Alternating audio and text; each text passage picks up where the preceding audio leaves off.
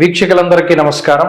2024 September మాసంలో మకర రాశి వారికి ఏ విధమైనటువంటి ఫలితాలు కలగబోతూ ఉన్నాయో ఈ కార్యక్రమం ద్వారా చాలా విపులంగా తెలుసుకునేటువంటి ప్రయత్నం చేద్దాం. ముఖ్యంగా ఈ మాసంలో 17వ తారీఖు రవి యొక్క మార్పు కన్యా రాశిలోకి జరగబోతూ ఉన్నది.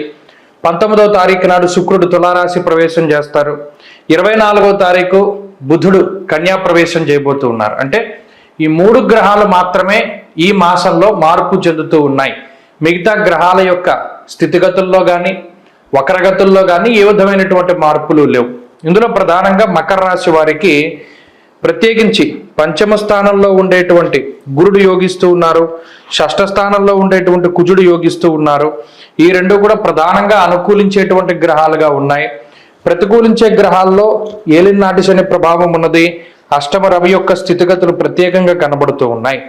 అంటే 2 ప్రధానమైన గ్రహాలు యోగిస్తూ ఉంటే 2 ప్రధానమైన గ్రహాలు ప్రతికూలంగా ఉన్నాయి. ఇది 17వ తారీఖు వరకే రవి ప్రతికూలత. 17 దాటిపోయిన తర్వాత రవి గ్రహం ప్రత్యేకించి కన్యా రాశిలోకి వెళ్ళిపోతే ఈ అష్టమంలో ఉండేటువంటి రవి దోషం ఉండదు. అందువల్ల మెజారిటీ ప్లానెట్స్ 17 తారీఖు దాటాక యోగిస్తూ ఉన్నాయి. కాబట్టి గత మాసంతో పోల్చుకుంటే ఈ మాసం కొంత అనుకూలమైనటువంటి ఫలితాలనే మకర రాశి వారికి ఇస్తూ ఉన్నది. ఎందుకంటే కుజుడు ప్రధానమైనటువంటి గ్రహం. షష్ఠ స్థానంలో కుజగ్రహం ఉండటం అనేటువంటిది చాలా అదృష్టం. ఎందుకంటే ఉపజయ స్థానాల్లో క్రూరో బలి చేద్రుతే అంటూ ఉన్నది శాస్త్రం. క్రూరమైనటువంటి గ్రహాలు ఉపజయ స్థానాల్లో గోచారంలో యోగిస్తూ ఉంటాయి. కాబట్టి అందులో కుజుడు లాంటి ప్లానెట్, గురుడు లాంటి ప్లానెట్ 5, 6 స్థానాల్లో యోగించడం అనేటువంటిది ఒక మంచి విషయంగా చెప్పచ్చు. దీనివల్ల ఏమవుతుంది, పంచమ స్థానంలో గురుడు ఉండడం వల్ల అర్ధలాభం తదైశ్వర్యం స్వకర్మరతి హర్షితం అంటూ ఉన్నది శాస్త్రం. ఇది గురుడు యోగిస్తూ ఉన్నది ఇప్పటి నుండే కాదు, మే దగ్గర నుండి యోగిస్తూ ఉన్నారు. అయినప్పటికీ ఆయన ఫలితాలు పూర్తి స్థాయిలో ఉంటాయి. ప్రత్యేకించి ఆ మారినటువంటి 3వ నెలలో గురుడిచ్చేటువంటి ఫలితం మంచిగా వస్తుంది. అందుకని సెప్టెంబర్ మాసంలో ఆ గురు బలం అనేటువంటి ఆ ఫలితం మకర రాశి వారు చూస్తారు. అంటే ఆర్థిక పరిపుష్టి, ఆరోగ్యాభివృద్ధి, సంతానాభివృద్ధి, వంశాభివృద్ధి, కుటుంబాభివృద్ధిలో ఏదైనా అభివృద్ధి పదంలో ఉంటాయి. అంతేగాక యజన కీర్తి గృహ కాంచన పుత్ర వస్త్ర అశ్వాధికారకుడు గురుడు కాబట్టి వాహనాలు కొనుక్కోవడం, బంగారం కొనుగోలు చేయడం, గృహం కొనుగోలు చేయడం, వస్త్రాలు, వస్తువులు ఇటువంటి వాటిని కొనుగోలు చేసేటువంటి పరిస్థితుల్లో ఈ రాశి వారు ఉండబోతూ ఉన్నారు. అలాగే షష్ఠ స్థానంలో కుజుడు మరీ ముఖ్యంగా అర్ధలాభో ధాన్యలాభ ధనలాభ యశస్తథ. షష్ఠ స్థానంలో కుజుడు ఉండడం వస్త్రలాభో ధాన్యలాభ ధనలాభ యశస్తథ. వస్త్రలాభాన్ని, ధాన్యలాభాన్ని, ధనలాభాన్ని, గృహలాభాన్ని వీటన్నిటిని కలగజేస్తారు. దీంతో పాటు షష్ఠ స్థానం అనేటువంటిది శత్రువులకి సంబంధించినటువంటి స్థానం, రోగాలకి సంబంధించినటువంటి స్థానం, రుణములకి సంబంధించినటువంటి స్థానం. ఆ 3 వాటి కారకుడు కూడా కుజుడే. ఎప్పుడైతే ఆయన అక్కడే ఉన్నారో ఆ 3 బాధలు కూడా నివారణ గావించబడతాయి. అంటే అటు ఆర్థిక పరిపుష్టితో పాటుగా రుణ బాధలు తగ్గడం, ఒకే సమయంలో 2 రకాలైనటువంటి బెనిఫిట్స్ని ఈ కుజుడు ఇవ్వబోతూ ఉన్నారు. కుజుడు ప్రధానమైనటువంటి గ్రహం. షష్ఠ స్థానంలో కుజగ్రహం ఉండటం అనేటువంటిది చాలా అదృష్టం. ఎందుకంటే ఉపజయ స్థానాల్లో క్రూరో బలి చేద్రుతే అంటూ ఉన్నది శాస్త్రం. క్రూరమైనటువంటి గ్రహాలు ఉపజయ స్థానాల్లో గోచారంలో యోగిస్తూ ఉంటాయి. కాబట్టి అందులో కుజుడు లాంటి ప్లానెట్, గురుడు లాంటి ప్లానెట్ 5, 6 స్థానాల్లో యోగించడం అనేటువంటిది ఒక మంచి విషయంగా చెప్పచ్చు.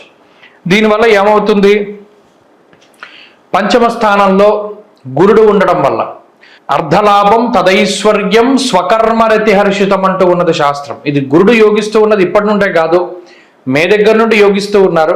అయినప్పటికీ ఆయన ఫలితాలు పూర్తి స్థాయిలో ఉంటాయి. ప్రత్యేకించి ఆ మారినటువంటి 3వ నెలలో గురుడిచ్చేటువంటి ఫలితం మంచిగా వస్తుంది. అందుకని సెప్టెంబర్ మాసంలో ఆ గురు బలం అనేటువంటి ఆ ఫలితం మకర రాశి వారు చూస్తారు. అంటే ఆర్థిక పరిపుష్టి, ఆరోగ్యాభివృద్ధి, సంతానాభివృద్ధి, వంశాభివృద్ధి, కుటుంబాభివృద్ధిలో ఏదైనా అభివృద్ధి పదంలో ఉంటాయి. అంతేగాక యజన కీర్తి గృహ కాంచన పుత్ర వస్త్ర అశ్వాధికారకుడు గురుడు కాబట్టి వాహనాలు కొనుక్కోవడం, బంగారం కొనుగోలు చేయడం, గృహం కొనుగోలు చేయడం, వస్త్రాలు, వస్తువులు ఇటువంటి వాటిని కొనుగోలు చేసేటువంటి పరిస్థితుల్లో ఈ రాశి వారు ఉండబోతూ ఉన్నారు. అలాగే షష్ఠ స్థానంలో కుజుడు, మరీ ముఖ్యంగా అర్ధలాభో ధాన్యలాభ ధనలాభ యశస్తథ. షష్ఠ స్థానంలో కుజుడు ఉండడం వస్త్రలాభో ధాన్యలాభ ధనలాభ యశస్తథ. వస్త్రలాభాన్ని, ధాన్యలాభాన్ని, ధనలాభాన్ని, గృహలాభాన్ని వీటన్నిటిని కలగజేస్తారు. దీంతో పాటు షష్ఠ స్థానం అనేటువంటిది శత్రువులకి సంబంధించినటువంటి స్థానం, రోగాలకి సంబంధించినటువంటి స్థానం, రుణములకి సంబంధించినటువంటి స్థానం.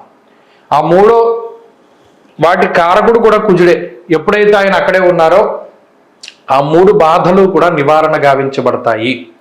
అంటే అటు ఆర్థిక పరిపుష్టితో పాటుగా రుణ బాధలు తగ్గడం, ఒకే సమయంలో రెండు రకాలైనటువంటి బెనిఫిట్స్ని ఈ కుజుడు ఇవ్వబోతూ ఉన్నారు. అయితే ఇక్కడ 17వ తారీఖు వరకు అష్టమ రవి ఉంటారు కాబట్టి అష్టమ రవి కొంత అనారోగ్య సమస్యలకి కారణం.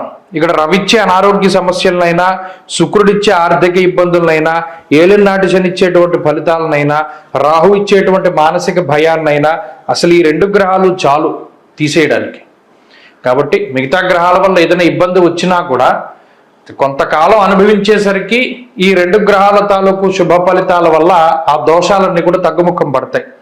కాబట్టి మకర రాశి వారికి అయితే ఆగస్టుతో పోల్చుకుంటే సెప్టెంబర్ చాలా బాగుగా ఉంటుంది. అటు ఉద్యోగ వ్యాపారాల్లో ఎదుగుదల కనబడుతూ ఉన్నది, సంతానాభివృద్ధి ఉన్నది. మరీ ముఖ్యంగా ఈ విద్యార్థులకి ఇది చాలా మంచి ఫలితాన్ని ఇస్తుంది. ఎందుకంటే కుజుడు ఈ కాంపిటేటివ్ ఎగ్జామ్స్లోనూ వాటిలోనూ ఒకంత మంచి ఫలితాన్ని ఇవ్వడానికి అవకాశం ఉంటుంది. కాబట్టి దూర విద్య, విదేశీ విద్య, పోటీ పరీక్షలు ఏవైనా సరే మకర రాశికి సంబంధించినటువంటి వారు మంచి ఫలితాల్ని అందుకోవడానికి అవకాశం ఉంటుంది. ఇక ఈ రాశివారు ఈ మాసంలో సెప్టెంబర్ నెలలో మరింత అనుకూలమైనటువంటి ఫలితాలని సాధించడానికై ప్రత్యేకించి ఈ రాశివారు శ్రద్ధ చూపించవలసినటువంటిది ఏలినాటి శని, అష్టమ రవి యొక్క దోషాన్ని తొలగింపజేసుకోవడానికి. ఇవి రెండింటి కోసమే కష్టపడాలి. అందుకని రెండిటికి కలిపి ఒకటే రెమెడీ ఏంటి అంటే శనివారం నాడు ప్రదోష కాలంలో తెల్ల జిల్లేడు పుష్పాలతో చేసినటువంటి ఒక మాలను తీసుకుని వెళ్ళి శివాలయంలో పరమేశ్వరుడికి సమర్పణం చేసి ఒక మాల నంది మీద వేసి చక్కగా అలంకారం చేసి ప్రదోష కాలంలో నంది దగ్గర దీపారాధన చెయ్యాలి. ఇలా ఎవరైతే చేస్తారో మకర రాశి వారు ఊహించినటువంటి గొప్ప మార్పులు జీవితంలో కలుగుతాయి. చాలా పాజిటివిటీ పెరుగుతుంది, అవరోధాలన్నీ కూడా తగ్గిపోతాయి, అనారోగ్య సమస్యలు తగ్గిపోతాయి. అటు శని రవులకి సంబంధించి బెస్ట్ రెమెడీ. ఎందుకంటే జిల్లేడు అనేటువంటిది రవికి సంబంధించిన వృక్షం. జిల్లేడు పుష్పాలు అవి కూడా తెల్ల జిల్లేడు పుష్పాలు దొరికితే ఇంకా శ్రేష్టం. లేదా మామూలు జిల్లేడు వృక్షాలు దొరికితే ఆ పువ్వుల్ని మాల కింద కట్టి వేయాలి. ఇది గుర్తుపెట్టుకోండి. ఇది